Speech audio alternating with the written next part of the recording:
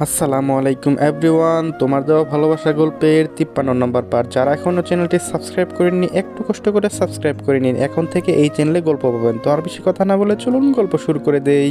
সারা হতবাক হয়ে দাঁড়িয়ে আছে দরজার কোণে। সানি একবার দৃষ্টি তাক করলো দরজার দিকে, কয়েক সেকেন্ড তাকিয়ে রইল সারার মুখের দিকে, সারার দৃষ্টি মেঝেতে পড়ে থাকা কাচের টুকরোগুলোর দিকে, এরপর নজরে পড়ে মেঝেতে পড়ে থাকা বেগুনি আর হালকা মিষ্টি রঙের কৃত্রিম ফুলগুলোর দিকে। সারা শুকনো ঢোক গিলে পরপর কয়েকবার। সারার মনে খটকা লাগলো, এই ভাঙনের কারণ সে নয়তো। মুহূর্তে বুকটা আটকে উঠল সারার। ভাঙা আয়নার দেখা যাচ্ছে সারার মুখের অর্ধেক অংশ।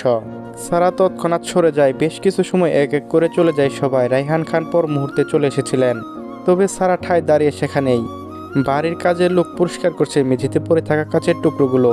সারা অন্যমনস্ক হয়ে ঘোর লাগানো দৃষ্টিতে তাকিয়ে আছে কাছের টুকরোগুলোর দিকে, যেন এক একটা টুকরো জানান দিচ্ছে ভাঙনের গল্প। সারা কিভাবে ঝুঁকিতে দাঁড়িয়ে কাচের টুকরোগুলো ধরতে যাবে, তার হাত মেঝেতের দিকে তৎক্ষণাৎ টান পড়লো সারার বাহুতে। সানি সারার বাহু ধরে হ্যাঁচকা টান দিয়ে সোজা দাঁড় করালো। সারা অন্যমনস্ক থাকায় বেশ আটকে উঠেছিল, পুরো শরীর ভয়ে কেঁপে উঠেছিল। সানি হ্যাঁচকা টানে, চোখে মুখে এখনো ভয়ের ছাপ রয়ে আছে। সানি কয়েক সেকেন্ড তাকিয়ে রইল সারার ভয় মিশ্রিত মুখের দিকে। সারার বাহু ছেড়ে দিল সানি, এরপর হাত বাড়িয়ে ইশারা করলো দেয়ালে আটকে থাকা বড় ঘড়িটার দিকে। টিক টিক করে ঘুরছে ঘড়ির কাঁটাগুলো।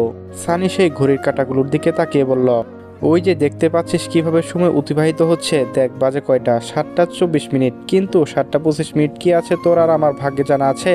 জানা নেই। এই একটা মিনিট সময় কি এমন ভাগ্য লেখা থাকবে, তাই না? এই 1 মিনিটের সময় অনেক, পুরো জীবন এলোমেলো হয়ে যেতে পারে তোর চোখের সামনে। ত্যাগ কি বুঝিস, বাস্তবতা বুঝিস? যদি বুঝতে চাস ওই নারীকে প্রশ্ন কর যে রঙিন পোশাক ত্যাগ করে রঙহীন পোশাক পরেছে। সমাজ কতটা কঠোর জানিস? তুই তো আনন্দ ভাগাভাগি করতে পারবি এই সমাজে, কিন্তু দুঃখের সময় না। এই যে ভাঙা কাছের টুকরোগুলো দেখছিস, তোর একটা তাড়াহুড়ার সিদ্ধান্তে এইভাবে সব কিছু ভেঙে যাওয়ার ক্ষমতা রাখে। একটু চেষ্টা করলে কঠোরতাও দেখানো যায়, কিন্তু পুরো জীবনটাও কম পড়ে যায় নিজের তৈরি করা এই কঠোরতা মেনে নিতে। সহজ নয় সবটা, হাত বাড়ালে সব পাওয়া যায় না। ত্যাগ এত সহজ নয়, সহজ নয় সারা। কল্পনা আর বাস্তবতা মিলাস না সারা। কল্পনা আর বাস্তবতা শত বছরের দূরত্ব ফারাক। তুই তো না পাওয়ার আফসোস মেনে নিতে পারছিস না, পেয়ে হারানোর আফসোস কিভাবে মেনে নিবি? এই আফসোস তো অমরণ পর্যন্ত স্থায়ী। তুই কি মেনে নিবি সারা? আমার ভয় হয়, অনেক ভয় হয় সারা। সারা নির্বাক দৃষ্টিতে তাকিয়ে রইল সানির দিকে। ভাষাগুলো কঠিন, সারা বোধগম্য হলো না, তবে মস্তিষ্কে জানান দিচ্ছে এটা কোনো আগাম সতর্কবার্তা। সানি সারার পাশ কেটে যেতে যেতে বলে উঠল, তোর জেদ কমা সারা, আমি নিয়ন্ত্রণের বাইরে চলে গেলে সব শেষ। এইভাবে কাচের টুকরোগুলোর মতো সব ভেঙে পড়ে থাকবে দেখবি। শুক্রবার দিনটার জন্য দীর্ঘ সময় অপেক্ষা করছিল দুইজন নরনারী। দুইজনের মাঝে অধিক আগ্রহ থাকলেও দুইজনের মাঝে আতঙ্ক কাজ করছে অনেক। এই দিনগুলো দুজনের কাছে ভীষণ দীর্ঘ সময় ছিল। দুইজনের মাঝে একই ভয়াবহ অস্থিরতা চলমান। আরোহী বেশ আতঙ্ক আর জড়তা নিয়ে দাঁড়িয়ে আছে গলির মাথায়। গলাটা শুকিয়ে আসছে আরোহীর, জিহ্বা দিয়ে ঠোঁট ভিজিয়ে নিচ্ছে বারবার। হৃৎপিণ্ডের অস্বাভাবিক কম্পনের আওয়াজ কানে পৌঁছাচ্ছে যেন। এই প্রথম বাসায় মিথ্যে বলে বাড়িয়েছে।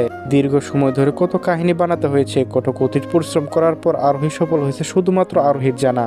মধ্যবিত্ত ভদ্র পরিবারের মেয়ে ঘরে বাইরে পা ফেলার প্রতিটা কারণ, প্রতিটি জবাব তৈরি রাখতে হয়। কয়েক মিনিটের ভেতর আরোহীর দৃষ্টি পড়ে সাফির গাড়ির দিকে।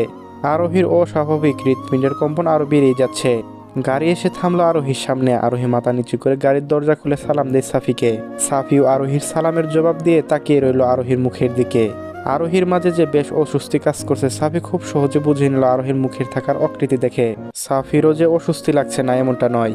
সাফি আরোহীর দিকে তাকিয়ে বলে উঠল, নার্ভাস কি, খারাপ লাগছে তোমার? আরোহী এদিক ওদিক না সূচক মাথা নাড়ালো। সাফি নিঃশব্দে মুচকে হাসলো।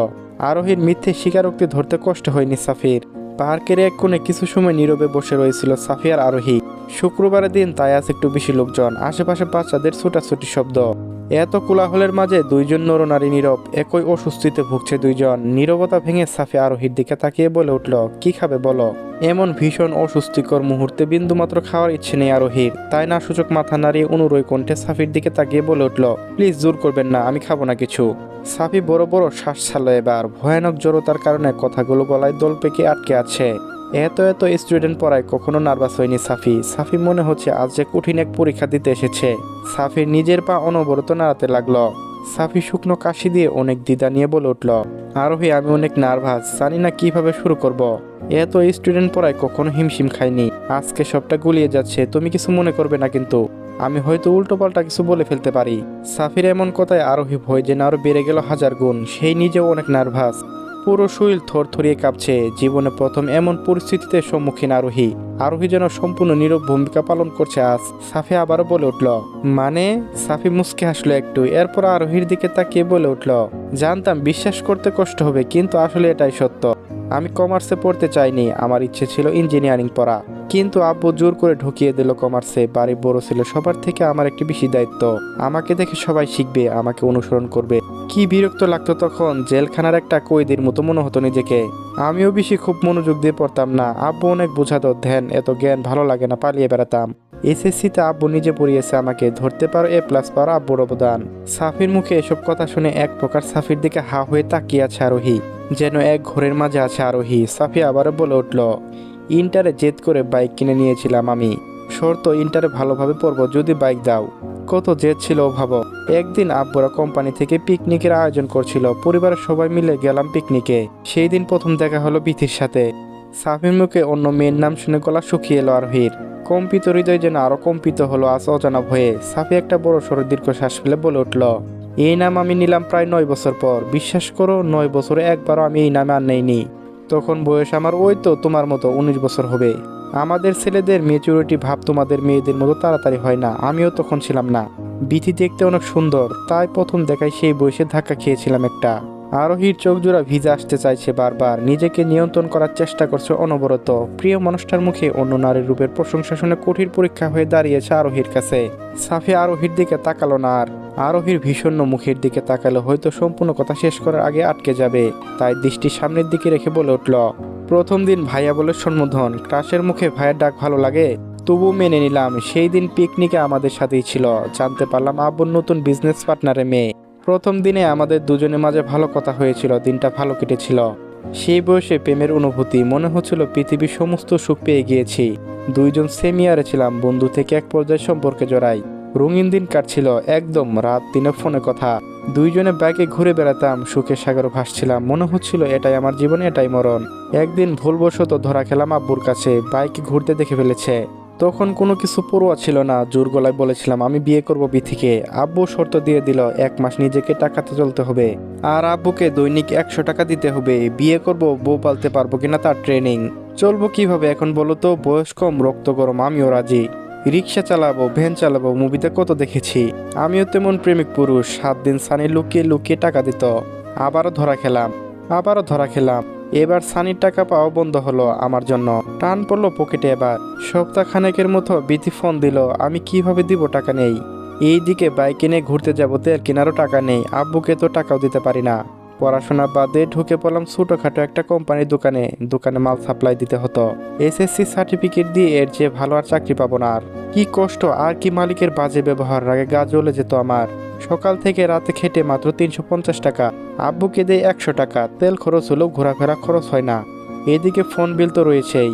আব্বুকে তখন আমার পৃথিবীর সব থেকে নিষ্ঠুর বাবা মনে হতো। সময়ের সাথে সাথে বিথির অভিযোগ বাড়তে লাগলো। বিথিকে মানাতে নাজেহাল অবস্থা। এদিকে সারাদিন খেটে আমার মেজাজ খিটখিটে। সপ্তাহখানেক যেতে হাঁপিয়ে উঠেছি আমি, তবু হার মানছি না। এইভাবে কাটলো 1 মাস। আব্বুর আবারও নতুন শর্ত, যাও গে বিথির হাত বিথির বাবার সামনে গিয়ে ধরো। সমস্যা কি, গেলাম। কোনো দ্বিধাদ্বন্দ্ব ছাড়াই। ভয় পাইনি নাকি আমি? প্রেমিক পুরুষ কি ভয় পাই নাকি? এবার বড় সড়ো ধাক্কা খেলাম আমি বিথিকে বউ সাজাতে দেখে। মাঝে অল্প কিছুদিন কথা হয়নি আমাদের। আসলে আগে বিথি অভিমান করলে ফুল কিনে দিতাম, কোথাও ঘুরতে নিয়ে যেতাম। তখন পারবো কিভাবে আমি বলো, কাজের চাপের মধ্যে ছুটি নেই, তাই বিথির অভিমান ভাঙাতে পারিনি। আমি থমকে দাঁড়িয়েছিলাম কিছু সময়, পর মুহূর্তেই হুঁশ হতেই ওই বয়সে যেমন পাগলামি করে আমিও তাই করলাম। আমাকে যখন বের করে দিয়েছিল, বিথি আমার চোখের সামনে ঠায় দাঁড়িয়ে। আমার বাবা হাত ধরে টেনে নিয়ে আসলো রাস্তা থেকে। ভয় পেয়ে গিয়েছিলাম, আব্বুর কাছে ছোট হলাম। আবার এই ভেবেও ভয় হচ্ছিল আব্বু কি রিয়াকশন হয়, কিন্তু আব্বু কিছু বলেনি। টানা 10 দিনের মতো হসপিটালে ভর্তির জোরে ভুগছিলাম আমি। আব্বু 1 সেকেন্ডের জন্য কোথাও যায়নি। আমার পাশে দাঁড়িয়ে, আর এক পাশে সানি। ওই মুহূর্তে সানির কথা মনে হচ্ছিল। সানি বলছিল পৃথিবীতে শ্রেষ্ঠ বাবার ভেতর আমার বাবা একজন। একটু মানলাম তখন কথাটা, সুস্থ হলাম, একটু বাসায় এলাম। আব্বু সেই দিন নিজের হাতে খাইয়ে দিচ্ছিল। সেই দিন আব্বু বলছিল আমার উপর রাগ হতে পারে তোর অনেক। আমি তোকে বাস্তবতা বোঝাতে চেয়েছি। সুখের লোভে থাকা পাখিও দুঃখের ছায়া পেলে থাকে না। আর আমি আমার ছেলের জন্য এমন মেয়ে কখনো চাইবো না। বাড়ির বড় বউ হবে, সুখ দুঃখে আগলে নিতে হবে। সংসার 2 দিনের নয়। বিয়ের পর প্রেমের থেকে দায়িত্ব বেশি থাকে। প্রেমিক পুরুষ সিনেমাতে যেমন সৌন্দর্য বাড়িয়ে দেয়, বাস্তবে দায়িত্বশীল পুরুষ। আমি সেই দিন বাবার কথা গভীরতা এতটা না বুঝলেও এখন বুঝি। দুনিয়া কঠিন, আমি 1 মাস চাকরি করে বুঝে গিয়েছি। সম্পর্ক ভালোবাসা দিয়ে টিকে না, সেটা বুঝেছি বিথিকে হারিয়ে। এরপর ভিন্ন যাত্রা শুরু। আব্বু সবসময় আমাকে নিয়ে কাজে যেত।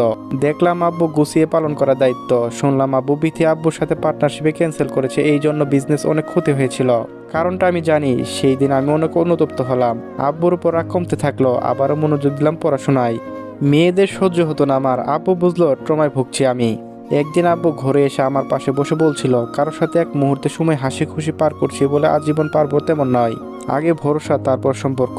শুধু ভরসাযোগ্য মানুষ খুঁজে নিতে হয়, আর নিজেকে দায়িত্বশীল আর কারো কাছে ভরসাযোগ্য হতে হয়।